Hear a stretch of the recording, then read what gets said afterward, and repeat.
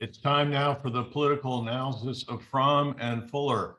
Al Fromm, former political advisor to President Bill Clinton, and Craig Fuller, former political advisor to both President Ronald Reagan and George H.W. Bush. Good morning, all. Al, no one needs to tell you or Craig how important Ohio is to the Democrats and Republicans every election year. So I'd like to talk about the current U.S. Senate race there.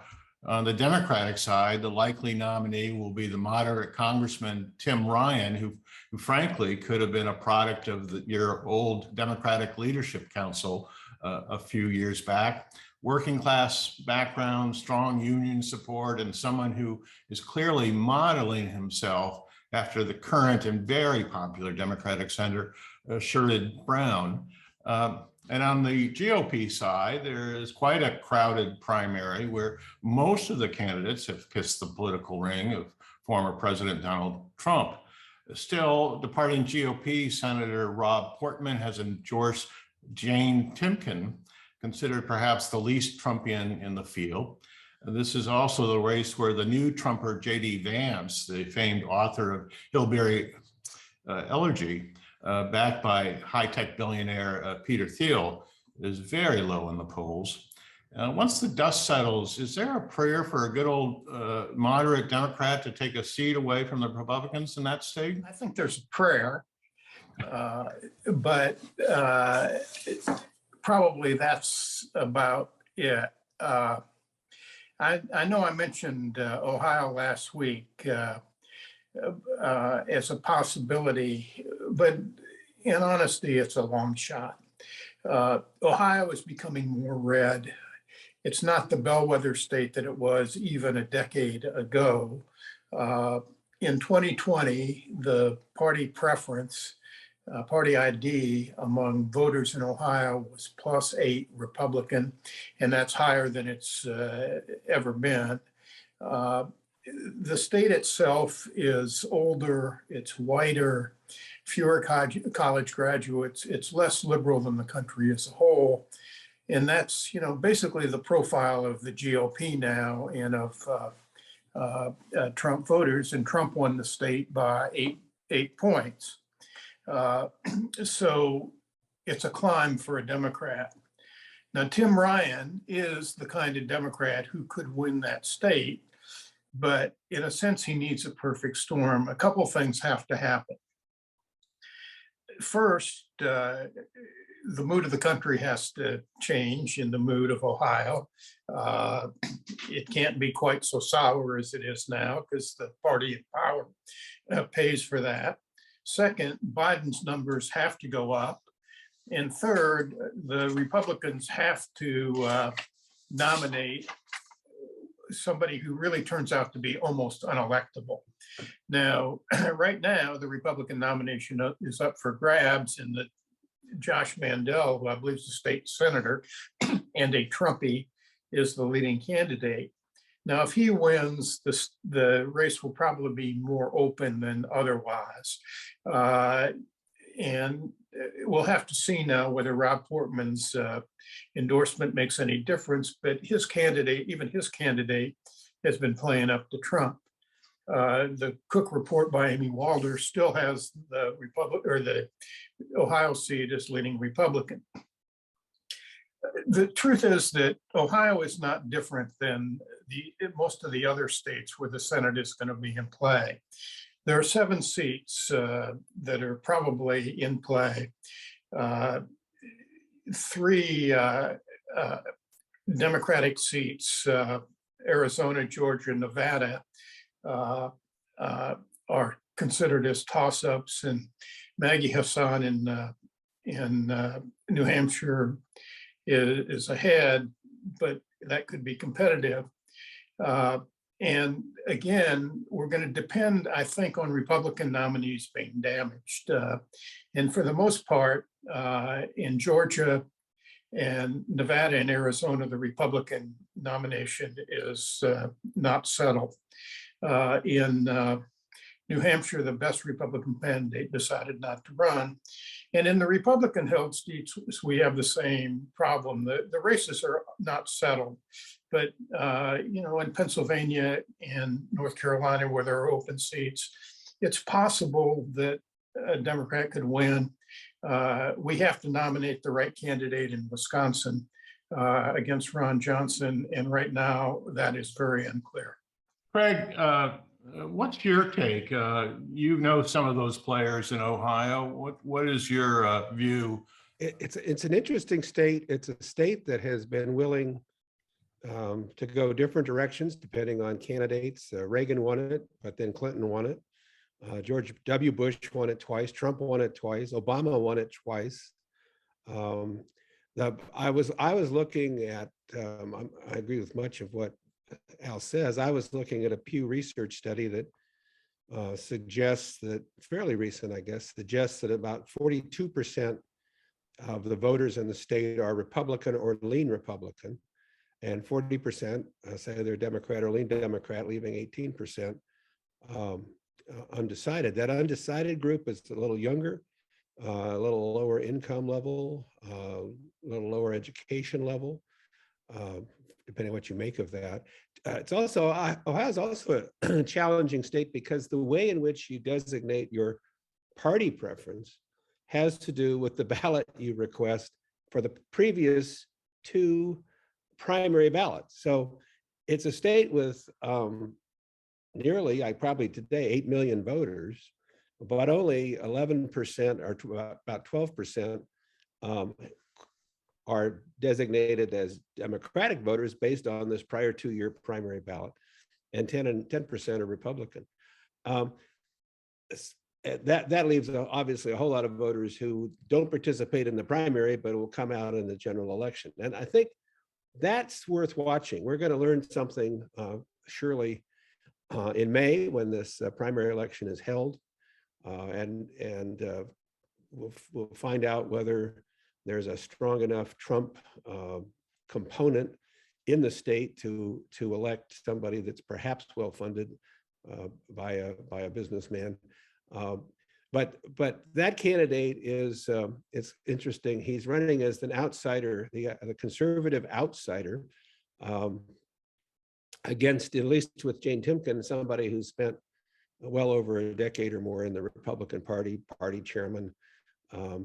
I didn't find, as I was suggesting, I didn't find any Republicans necessarily, at least serious Republicans, and running against Trump. That doesn't mean they'll run with him, but in terms of their statements, they're not attacking him. They're making statements consistent with his record. So I think that I have a sense that the endorsement of the retiring U.S. Senator Rob Portman, a very decent fellow, will carry a lot of weight in the state. It's however, and if that happens, I think if that happens, if you get a Republican who in the general election will move more back to the middle, it makes it pretty hard to unseat, or pretty hard to change the seat from Republican to Democrat. But you can be sure, if there's any chance to do it, and if Republicans elect somebody who's vulnerable, Democrats will go after him, because this is one of those places where you could change the majority in the United States Senate. Al? It is just becoming more rare as a couple of these other states like Arizona and Georgia that also have key Senate races have moved a little bit more to purple or blue. Republican, or Ohio has moved more Republican, become more red. I guess as I look at those Senate races, there's a lot to be decided in primaries that is going to determine what's going to happen in these swing states. In North Carolina, for example, I think the Democrats have settled on the Chief Justice as their candidate, but former Governor McCrary is running in a tight Republican primary. It depends who wins that primary, because that state it still leans a little bit Republican, but it's been getting closer. Pennsylvania is really an interesting race because on the Democratic side, you have a moderate Connor Lamb, who was a celebrity because he won a basically Republican district a few years ago in the House. But members of the House who run for Senate have a very big problem because they only represent one district and not a big state like Pennsylvania. And he's running behind a much more progressive candidate, the Lieutenant Governor Fetterman. And on the Republican side, it's really a mess. The Trump candidate pulled out, and it's between a big hedge fund operator and Dr. Mehmet Oz, who, as far as I know, really has been based in New Jersey, but close enough, I guess.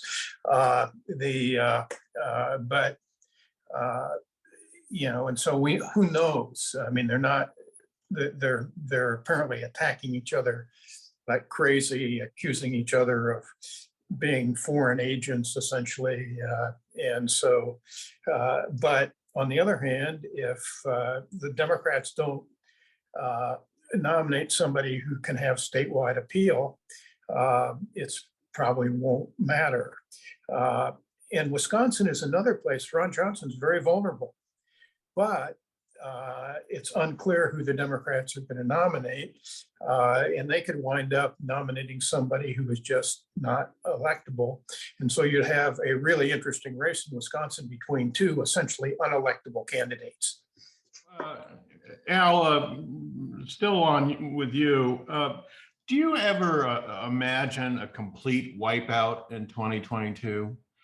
I mean, unprecedented victory from the Republican side, given the inflation rate, the poor polling that the Biden administration is getting.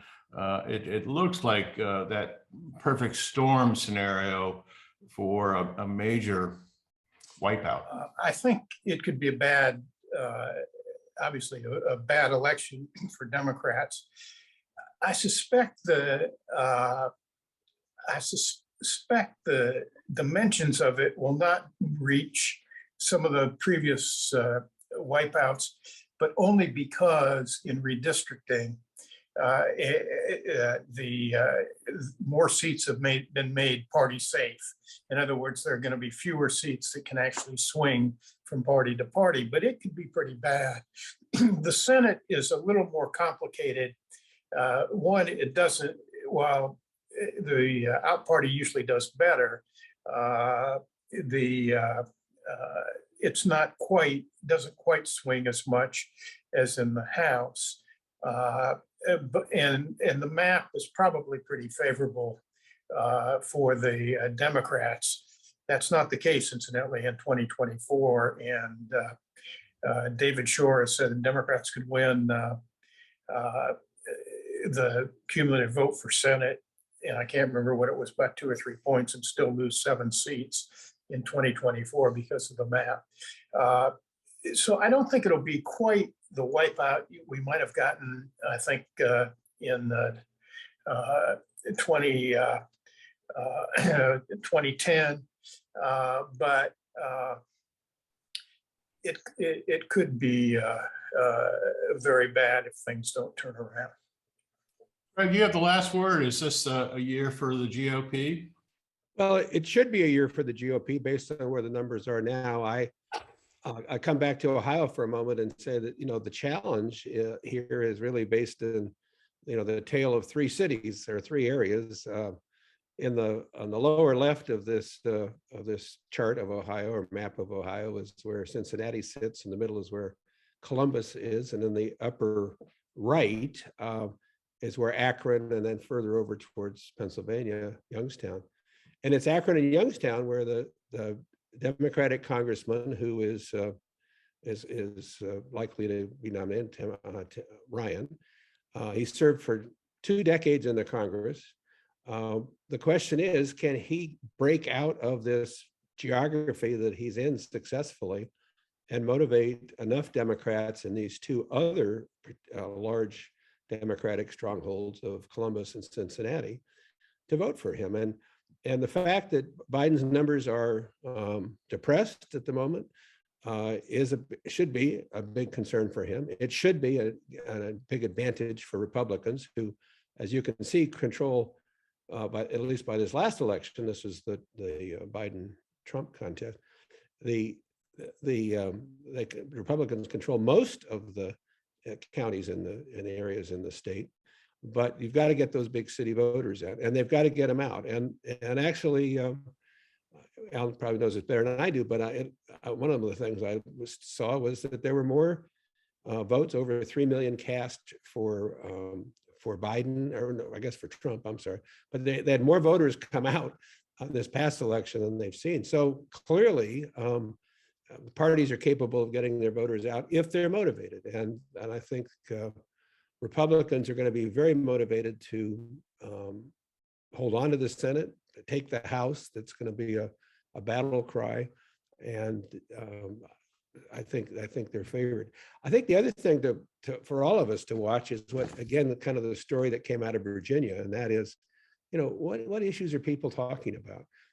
Is it jobs, the economy? Certainly in Ohio, hard hit by steel industries and other industries, that's a very big issue. Healthcare, education, big issues.